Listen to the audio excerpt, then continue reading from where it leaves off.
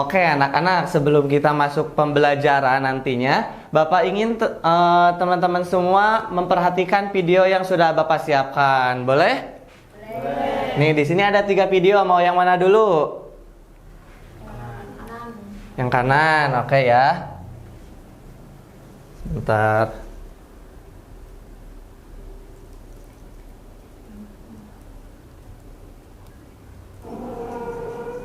Coba perhatikan, ini apa? Kebakaran ya.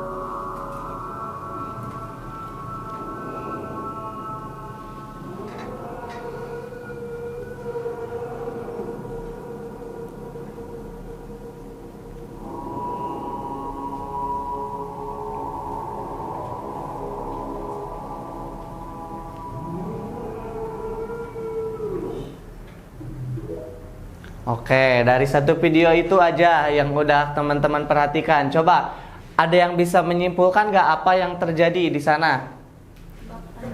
Kebakaran kan? Coba, apa aja sih yang terbakar? Dek Dila, apa aja yang Dek Dila lihat tadi yang kebakar? Coba. Tadi ada gedung. Ada gedung. Dek Waki? Hutan. Ada lagi gak? Dek Farah, apa? Coba yang terbakar. Mobil, ya betul ya. Ada lagi gak? Pendapat yang lain? Rumah, betul ya. Tepuk tangan semuanya. Semuanya udah bisa memperhatikan ya. Coba dari yang tadi ada yang bisa menyimpulkan gak secara keseluruhan apa yang terjadi di dalam video tersebut? Dek Ima, apakah bisa? Terjadinya kebakaran karena di situ kerikan, Pak. Ya. Ada lagi?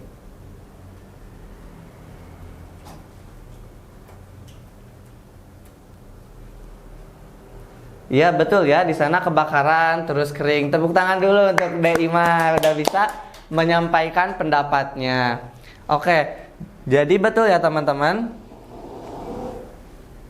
Nah, dari video yang tadi telah kita lihat, kita ketahui ya bahwa beberapa bulan yang lalu di Los Angeles ya, ternyata ada kebakaran yang cukup luas ya, cukup luas yang mana membakar 40.000 hektar dan merugikan 4.000 triliun. Coba adik-adik bayangkan 40.000 hektar itu seluas apa? Luas banget kan? Ya. Nah, di sana tuh semua terbakar, mulai dari tadi benar ada pepohonan ya, hutan, terus juga bangunan-bangunan dan lain sebagainya. Nah, lalu apa hubungannya? Nah, coba Bapak ingin tanya, dari kebakaran-kebakaran tersebut, apakah benda-benda yang dibakar tersebut itu benar-benar hilang? Tidak. Coba ada yang punya pendapat lain nggak? Dek Farah, menurut Dek Farah, kemana perginya? Hilang atau kemana? Berubah jadi abu. Coba yang lain, apakah ada pendapat lain? Coba diskusi dulu nih dengan temannya, siapa tahu bisa saling bertukar pendapat. Kemana perginya benda-benda tersebut? Apakah memang benar-benar hilang atau kemana gitu? Coba diskusikan dulu ya, 1 menit. Coba Bapak beri waktu.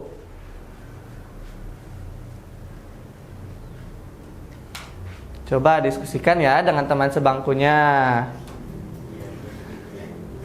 Oke, udah? Coba menurut Dek Ima tadi sama Dek Rahma udah diskusi gimana? Kemana perginya masa-masa tersebut? Ke udara, Pak. Ke udara. Coba di samping sana, Dek Karin sama Dek Waki, kemana perginya? Menguap, Pak. Menguap. Oke, ada lagi pendapat yang lain? Sama, Pak. Kemana? Jadi asap. Jadi asap. Oke. Mungkin kita ke yang lebih sederhana ya. Mungkin kalau tadi kebakarnya terlalu gede, coba dari contoh kecil nih. Apa yang bisa diamati sih dari gambar di samping? Kue ulang tahun. Di sini siapa yang sebentar lagi ulang tahun? Dewaki. Oke, nah dari foto kue ulang tahun ini, nah di sini ada lilin. Kemana perginya masa lilin yang terbakar? Apakah benar-benar hilang atau berubah bentuk? Kan di sini ketika kita menyalakan lilin, lilin itu akan mencair ya, jadi gak ada lilin. Nah, apakah benar-benar hilang masa tersebut atau berubah bentuk? Ada yang tahu gak? Berubah bentuk juga ya. Betul, berarti teman-teman udah dapat menyimpulkan setidaknya ya. Oke. Nah, jadi betul ya, seperti yang tadi kita sebutkan bahwa ketika kita membakar sesuatu itu tidak hilang masa tersebut, tetapi berubah bentuk. Ketika nanti masanya ditimbang akan tetap sama, karena ada dalam hukum dasar kimia yang nanti kita akan pelajari bahwa masa sebelum sama masa setelah akan sama ketika direaksikan. Nah, sebagai pengaplikasian langsung di sini Bapak udah bawa 2 larutan yang nanti akan kita gabungkan bersama, dan kita akan lihat apakah benar masa sebelum dan masa setelah reaksi itu sama. Jadi di sini Bapak mau minta bantuan deh 1 orang ke depan untuk mereaksikan larutan ini. Siapa yang mau? Rahma bisa? Oke. Tepuk tangan dulu udah berani ke depan.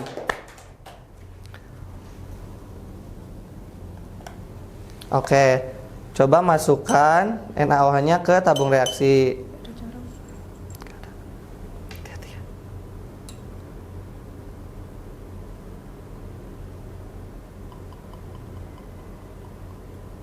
Udah. Sekarang CuSO4-nya. Semuanya, Pak. Ya, semuanya.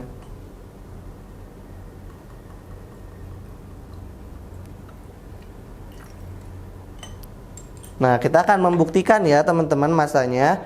Kita timbang nih. Ini kan CuSO4, ini NaOH. Kita timbang terlebih dahulu.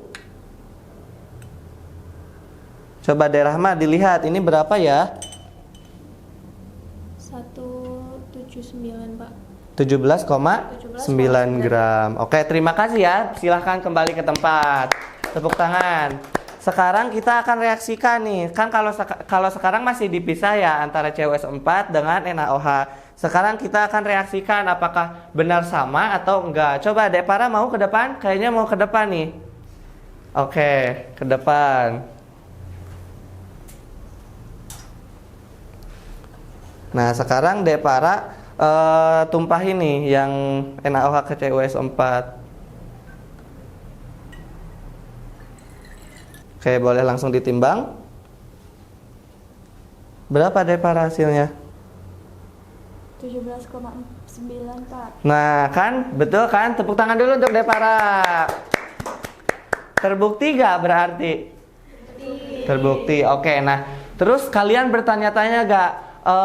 Apakah hal itu hanya kebetulan atau emang benar-benar ada sesuatu aturan? Kebetulan ya. Yang lain gimana, ada pendapatnya? Kebetulan. Oke. Tidak apa-apa ya. Sebenarnya itu hal yang perlu dikoreksi, tetapi gak apa-apa, teman-teman udah berani menjawab. Sebenarnya ada aturan-aturan tertentu teman-teman di dalam kimia itu. Ada yang namanya hukum dasar kimia, yang mana itu tuh mengatur yang seperti tadi, salah satunya itu masa setelah reaksi sama masa sebelum reaksi itu akan sama. Nah, yang mana bukan berubah ketika terjadi perubahan bentuk itu bukan kehilangan massa, tetapi berubah masanya, bentuknya ke yang lain, sedangkan massanya akan tetap sama. Nah, jadi ya ada yang dikenal dengan hukum dasar kimia. Di sini tuh ada hukum-hukum yang menjadi dasar kita nih, penguat bagi kita untuk mempelajari prinsip-prinsip kimia ke depannya. Ya, ada 4. Nah, ada hukum Lavoisier, terus juga hukum Dalton, hukum Proust, hukum Gay-Lussac yang akan kita pelajari bersama nanti di pembelajaran. Sebelum masuk ke pembelajaran, apakah ada yang ditanyakan terlebih dahulu? Belum? Oke, jika belum ada, kita lanjut ke pelajarannya, oke?